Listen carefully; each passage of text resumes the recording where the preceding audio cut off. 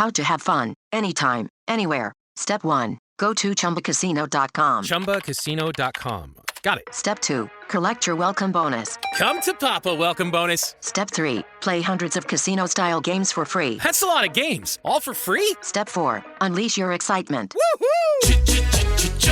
Chumba Casino has been delivering thrills for over a decade. So claim your free welcome bonus now and live the Chumba life. Visit ChumbaCasino.com. VGW Group. No purchase necessary. Void where prohibited by law. See terms and conditions. 18+. I was struck, as I'm sure you were, by the comment of the federal judge who first got this lawsuit, which was filed by a number of Democratic attorneys general in states around the country. And they sought to block this. And the judge, a veteran of the federal courts who had actually been appointed decades ago by Ronald Reagan, a very conservative Republican, of course, in his time, wrote that it was a, quote, blatantly unconstitutional order. And, the sense of this jurist being just profoundly almost offended by the legal case that Trump was presenting is a reminder that this is basically a crackpot legal theory that has no bearing. There's really not a lot of serious legal commentary that thinks that the Constitution's guarantee of birthright citizenship isn't a guarantee of birthright citizenship.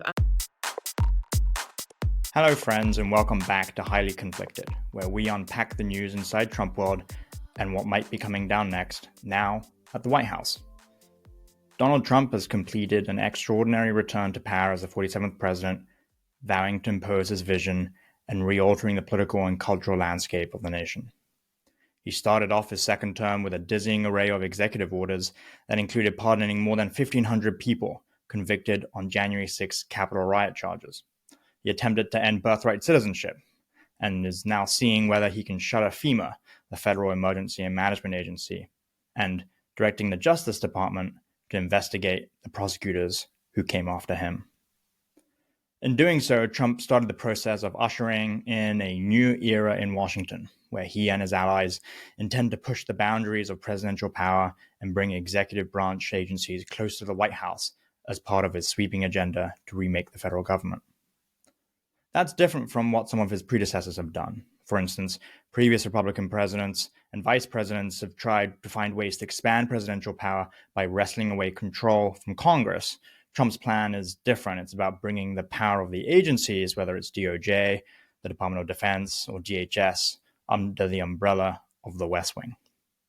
And we're already seeing some of this in action. Trump's executive order on ending the weaponization of the government involves using the incoming Attorney General Pam Bondi to conduct an internal investigation and report her findings to the Deputy Chief of Staff for Policy at the White House. That's an unusual departure from standard practice for the Attorney General to do what is essentially a misconduct investigation, which is notable in and of itself, but the Attorney General is now considered in the Trump White House to be junior to a political appointee, in this case, Stephen Miller. So, to understand the shifting power dynamics around the White House and the DOJ, as well as Trump using executive orders to try and wipe away decades of legal precedent, I'm joined by Susan Glasser, who is a staff writer at The New Yorker, who has covered Trump for a long time and co-wrote The Divider, the best-selling book about Trump's first term. Susan, thanks for coming on. Thanks for being here. Looking forward to it. So I just want to jump right into what we had on Friday, because there was a lot of news on Friday when the Trump administration fired dozens of inspectors general across several cabinet level agencies, including, State, Department of Defense. And the admin justified it by saying they were fired for cause and they didn't need to tell Congress as part of the 30-day notice requirement because they viewed that requirement as unconstitutional. And I guess my first question is, do you think we will see that sort of excuse being used over and over again as Trump tries to trample through what have been the norms and I guess policies of these various agencies? Yeah, I think, look, right out of the gate, and we're talking on just the very first week anniversary, the 1 week anniversary of this administration here, so we're early days. And I think out of the gate, what you're seeing is a real determination to push the boundaries of what an executive can do. So it's not just having the very expansive definition of executive power and deciding to use more executive orders than other presidents have in the past. No one's disputing they have that power. What Trump and his team are doing is to actually say, well, we're just going to make claims about the laws in a way that I think is very different from other presidents. And if you get in a situation where there is a sort of a pick and choose your own adventure approach to laws, well, I'll obey these, but not these. By the way, this is very consistent with Trump. So I do expect that that's not a one-off. Congress explicitly passed the 30-day notice rule that you're talking about with regard to the inspector generals as a response to the first Trump term, when he was often threatening the independence of the inspectors general. So this was a new provision passed by Congress when Trump was out of office in the hopes of constraining him. And the other thing was that you're supposed to have a cause for firing the inspector general, not just saying, well, I don't like that person, or I don't think that they are loyal to me personally. That's not sufficient cause under the way that the federal rules have been interpreted for a law like that. So I think it's a harbinger of things to come. And it's interesting what you say about needing cause. I feel like Trump on the campaign trail and elsewhere has always come up with whatever excuse he needs to come up with to justify whatever course of action he's going to take, and I think immediately back to the first term when Trump fired Comey as the FBI director, and initially said it was because the Deputy Attorney General, Rod Rosenstein, said I could just fire him because he was bad at his job. And then the next day he came out and said, well, actually it was because of the Russia investigation. And I guess that was when Trump was less adept at using excuses for cover. But I feel like this time around, he's not even trying to find cover. He's just going ahead and doing whatever he wants. Yes, again, this goes with the maximalist interpretation of a president's powers. He's now surrounded by advisors who are much more united in the view, the very controversial legal view that essentially many of the constraints that are imposed upon the executive branch, they believe actually should not really apply to a president who's determined to do them. And, Trump and his advisors believe if he wants to fire anybody in the executive branch, he ought to be able to do so and basically dare people to take him to court, dare the courts to overrule him. And that is applying as well to the issue of congressional laws. And I would just point out, because I think this is really significant, that you're going to see him flout it when it comes to hiring laws by Congress, but also when it comes to the content of laws. And remember that the reason Trump was impeached the first time, before January 6th, the first time he was impeached, it was because he took the very controversial view that he could hold up nearly, hundreds of millions of dollars in security assistance to Ukraine that had been passed by Congress, that had been specified for this cause to help Ukraine, and that he could hold that money up because he wanted a personal political favor. And the architect of that strategy was Russell Vought, at the time his director of management and budget, and Mick Mulvaney, at the time his acting White House chief of staff. Well, Vought is back. You may remember him as the architect of the Project 2025 suggested guidebook for what a Trump second term could do. And I think they're going to use this theory of the case to basically say, yeah, well, so what if Congress passed a bill and appropriated these funds for a specific cause? Maybe we'll follow that, and maybe we won't. Yeah, and then actually the Ukraine call brings it all full circle, because Trump's dislike for inspectors general, as far as we have reported, started around that time because it was Michael Atkinson, then the ICIG, the Inspector General for the Intelligence Community, that ended up transmitting the whistleblower complaint to Congress that kicked off the first impeachment. So there's a lot of sensitive areas for Trump there. But I wanted to get into what you mentioned about the courts, because one of his executive orders is already subject to a legal challenge, and that's the EO on trying to end birthright citizenship. And, this was something he mused about in his first term. Infamously, I think it was in his interview with Axios with Jonathan Swan, when he talked about, that was something he wanted to explore doing, but he never ultimately got around to pushing it. And right out of the gate, this time around, this is one of the first things that he does. And I guess I'm curious to get your take on whether this represents a different shift or a different era or a different mentality for Trump when it comes to birthright citizenship in particular. Yeah, I mean, look, first of all, you know very well that Trump views the courts as an extension of political warfare. And so even if he doesn't win a lawsuit on the merits or, prevail legally, he may still see it worthwhile politically or personally. He's been using the courts for, warfare long before he entered politics. And, I often think back to a memorable quote of his about a lawsuit that he ended up losing when he was a private businessman. And he said, yeah, but I screwed the guy. I made him have to pay all this money for years and to, be tied down. And so I think looking at what's the political utility for Donald Trump, as well as looking at, his legal chances to prevail in this case is important. I was struck, as I'm sure you were, by the comment of the federal judge who first got this lawsuit, which was filed by a number of Democratic attorneys general in states around the country. And they, sought to block this.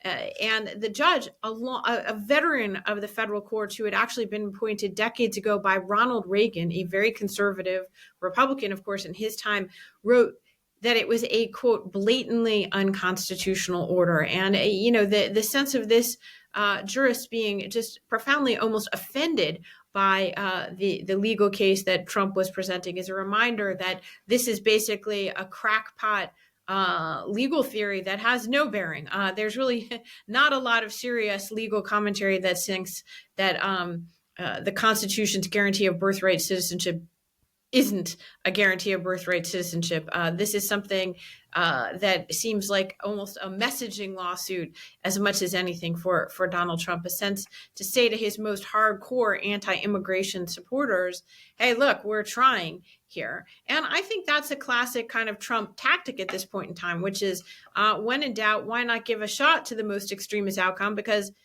who knows, you might actually succeed. And we've seen with some of the court cases that worked out for Donald Trump actually quite well on a personal level, right? He luck of the draw meant that he drew perhaps the most sycophantic pro-Trump judge in the federal judiciary for his classified documents case, and that made a big difference. So he might prevail, and even if he doesn't, he's accomplished something politically by doing this at the very outset of his presidency.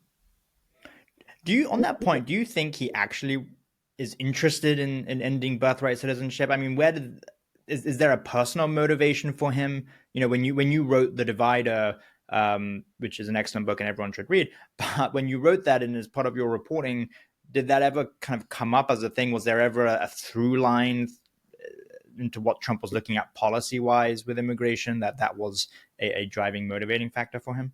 Yeah, I mean, look, obviously, under birthright citizenship, this is a man who has 2 foreign wives, look, Donald Trump is not a policy wonk. He's not sitting around, drawing up, elaborate programs for this presidency. It was, however, as you said, a through line.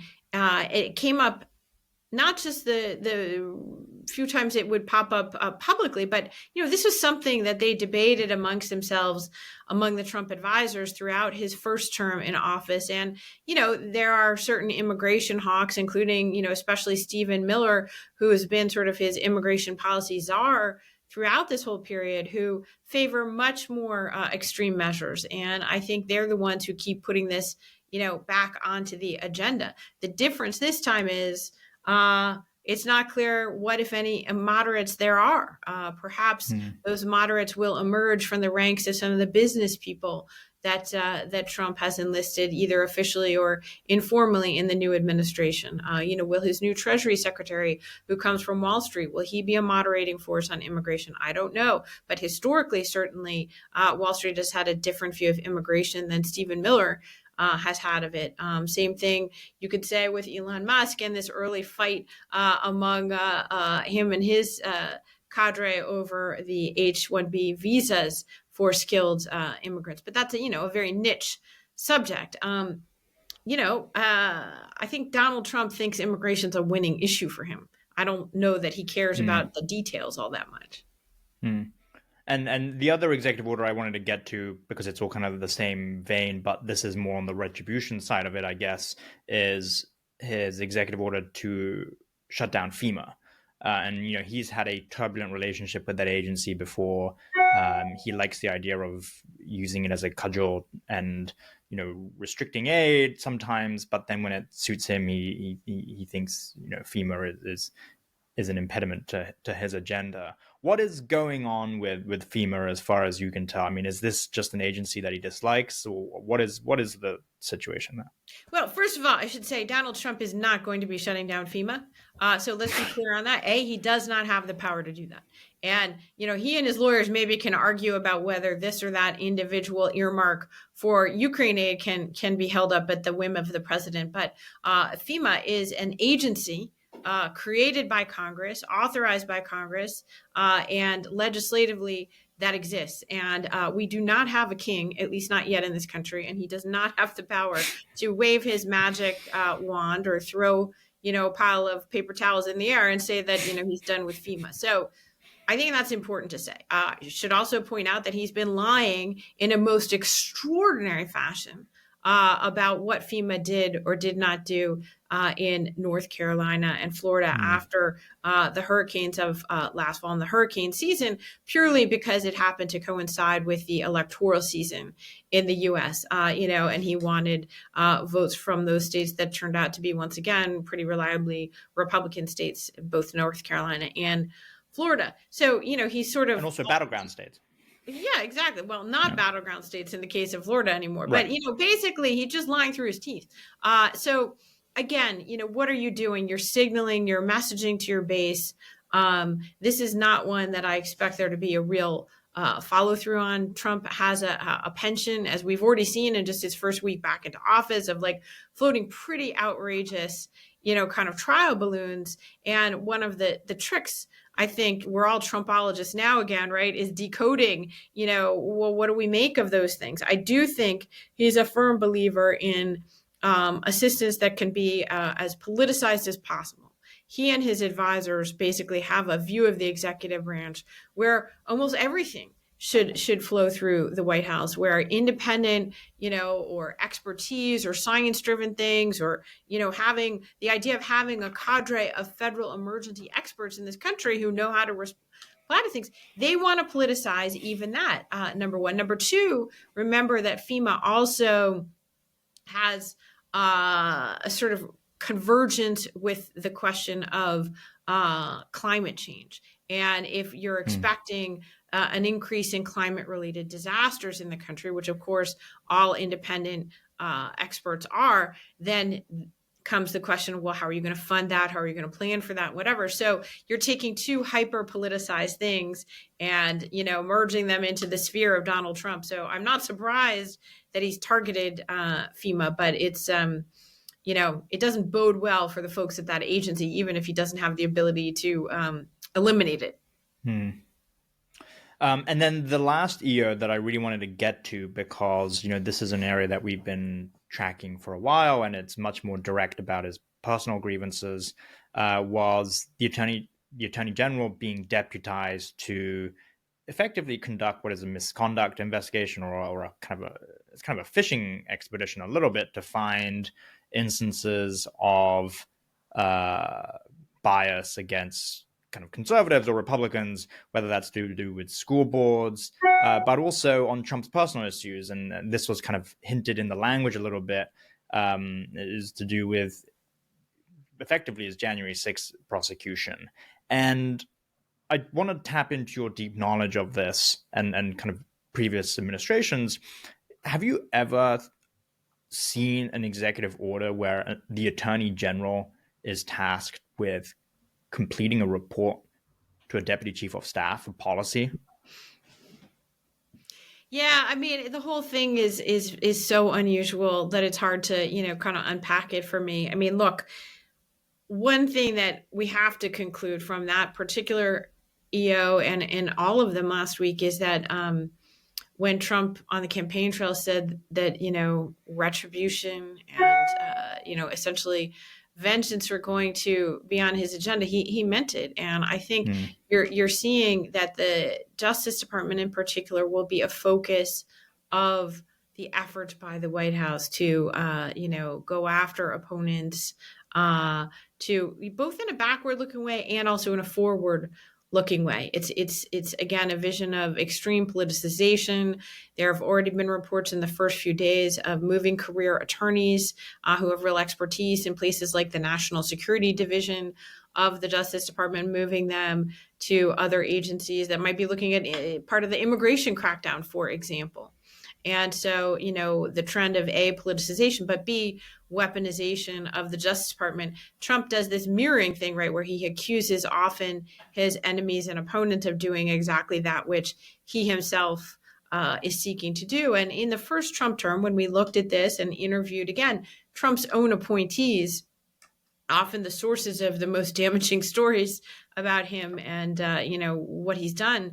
And the Trump appointees, again, many Republicans whom we spoke with, were very clear that even in his first term, Trump was seeking to use the machinery of the Justice Department to investigate opponents, to charge them in courts, or to go lighter on those who were charged, who were favorable to him, and essentially had a vision of himself being at the helm of the Justice Department in a way that sort of erased the entire notion of an independent justice system in this country.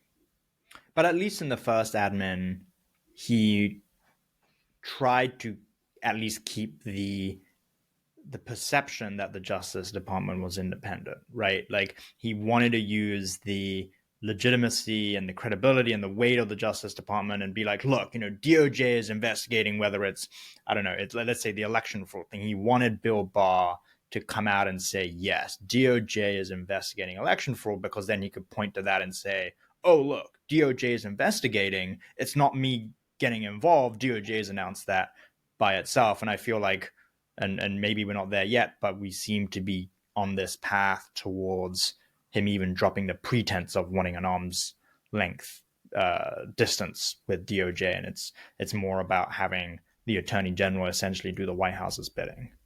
Yeah, I mean, that's an interesting distinction you're drawing. I guess we'll have to see. But that example you used of Bill Barr is a very interesting one to me, because to me, what that was doing was that Donald Trump wanted the Attorney General and the Justice Department to be an extension of his attack on the 2020 election.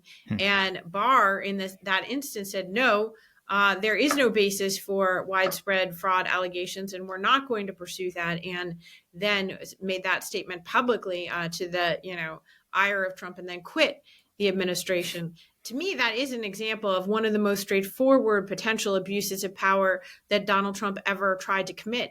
And what's notable is that he came as close as just one Attorney General away. And Pam Bondi, by hiring someone who'd already worked as his personal lawyer, he's changed the terms of the job description. So my fear is not that Donald Trump is changing in his desire to misuse the Justice Department, because I believe that he had that desire already in the first term, and that there were examples actually where Barr went over the line in doing things that Donald Trump demanded that he probably shouldn't have done. But my fear is that it's not that Trump has changed, but that the people who are taking jobs now in this second administration, the terms of the job offer have changed. And Pam Bondi isn't going to stand up to Donald Trump, even in the way that Bill Barr at least occasionally did when it mattered. And we should all remember that Pam Bondi was one of the three people at Four Seasons Total Landscaping, along with Rudy Giuliani, leading the charge on the 2020 election result reversal effort. She wasn't part of the Kraken team, but she was there with Rudy and the Kraken lady herself. And so I feel like maybe this is a bad omen for what's to come, but we shall have to see. Susan Glasser, thank you for being with us. Great to be with you, Hugo. Thank you. Well, as Trump's aides settle in at the White House, they have the option for lunch at the Navy Mess on campus. But dinner could be more interesting compared to the last time they were there. And that's because a bunch of new restaurants have opened around the White House and on Capitol Hill, and they are upscale food. One little known fact about Trump World is that some of the senior people are actually big foodies. Kash Patel, Trump's pick to be the next FBI director, and Scott Bessent, Trump's nominee to be the Treasury Secretary, were both spotted at Butterworth's this week, a new restaurant on Capitol Hill, where the food is unquestionably excellent. And we understand that one of the co-owners actually poached the head chef from a Michelin-starred kitchen, and the seasonal menu as a result is very good. But others have opened up too, across the entirety of DC. So to get the lowdown on where to go, I'm now joined by Andrew Zucker, who recently surveyed the scene for Town and Country magazine. So Andrew, thanks for coming on. Thank you for having me. So what have you found here? There's actually quite a few new places, and they're kind of spread out all around DC, right? There's a lot of new places, many of which actually come from New York, and one particular one comes from Los Angeles. But I think, as you know, with every new administration comes a new sense of the food scene. And so it'll be interesting to see what happens now that we're in Trump too. But Pastis just opened, which of course is Stephen Starr and Keith McNally's restaurant from New York. Hugo, you and I actually had a dinner there. Their crispy artichokes were great. It looks exactly like the Pastis in New York City. It's actually quite shocking. And we loved our desserts. I had the chicken paillard. I think you had the French onion soup, maybe? What did you have? No, that was not me. That was someone else. That was someone else. But I actually don't remember what I had, but it was quite good. The other point, though, was as a result of Pastis being so popular, I couldn't find a parking spot because I wasn't sure who was eating there that night, but there was a very heavy Secret Service presence outside, and all the SUVs were parked, and I couldn't find a parking spot. So I went around for a little bit, which was very annoying, but I think it's indicative of the political scene crashing into the restaurants. There's also Minetta Tavern, right? Minetta Tavern, it's become a real hotspot. The bar upstairs has become especially popular amongst journalists. People obviously swear by the burger in New York, and they say it's delicious. It's got a custom blend in DC as well. Jonathan Capehart, who, the fixture in Washington, D.C., host of an MSNBC show and Washington Post associate editor, says it's one of his new favorite spots. I haven't tried it yet, but it's gotten a lot of big buzz. Have you tried Osteria Mozza? That was the other place that you mentioned in your story that's new in Georgetown, right? Yeah, so Osteria Mozza comes from Los Angeles. It comes from a famous West Coast chef, Nancy Silverton. She teamed up with Stephen Starr, who basically seems to own the DC restaurant scene. And they took over the old Dean and DeLuca in Georgetown. It's a beautiful space. There's a beautiful private dining room. Obama was there the other night. Bezos has been there. Lauren Sanchez, of course, in tow. And Will Lewis. Will Lewis was there too? Yeah. I think Matt Murray might have been at that table as well. And the rest of the Washington Post newsroom was not much to the chagrin of the rest of the newsroom, but exactly, not going there. But the food is exceptional. I had the chopped salad; it was delicious. Their pizzas are great. They even have some nice pastries, banana bread, and coffee cake. And I think it's going to be a real spot. Obviously, it's a bit of a trek from Capitol Hill, but I could see it easily becoming one of the power spots in DC. But what about Ned's Club? So there's a couple of new places around the White House. There's Ned's Club, which is the Soho House extension into DC. And there's also a Cafe Fiorello coming near the White House. Yes. So Ned's Club, this is the fourth location of Ned's Club. As you said, it's a sister brand to Soho House. This is the only one without hotel rooms, but it does make up for it with its spectacular view of the White House. It's in that new Michael Milken building right across the street. It looks over the Treasury Department. Right. Exactly.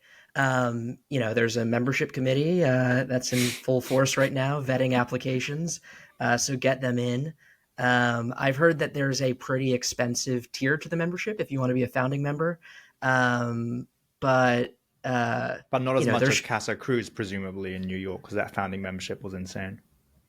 Yeah, it's hard to compete with that one. So, but as you know, DC real estate is going up, and so are DC membership prices, right? And then Cafe Fiorello, a staple of the Upper West Side, is opening right by the White House, I believe later this year. One of the realtors who helped get them the space, Bill Miller, really believes that it'll draw not only, people who work in and around the White House, but also people from the surrounding area. I think it's going to be a real draw. The Cafe Fiorello one's going to be interesting because it's kind of like a theater crowd. It attracts a theater crowd in New York because it's kind of near Broadway, but it's also near the Met. And so you get a lot of, post-Met opera or pre-Met opera kind of dinners and kind of and all of the surrounding Juilliard School and the rest of the complex. But the fact that it's going to be near the White House is quite intriguing. Finally, though, there's always Cafe Milano. Is that going to remain the Grand Dame, do you think? I think it's going to be the center of gravity, as it always is during this administration. It's kind of like the White House itself. The presidents come and go, but the institution remains. Never leaves. The institution remains. The other night, I just saw that they had an after party for the alfalfa dinner. It remains, the place to be seen if you want to end up in Politico playbook. And I don't think that place is going anywhere. Well, they do a killer cacio e pepe, but as all these restaurants open up, we'll have to go and try them all. It's great to have you talk about it. Thank you for coming on. Thank you for having me. I'm Hugo Lowell, a senior political correspondent with The Guardian. Special thanks today to our guests, Susan Glasser and Andrew Zucker.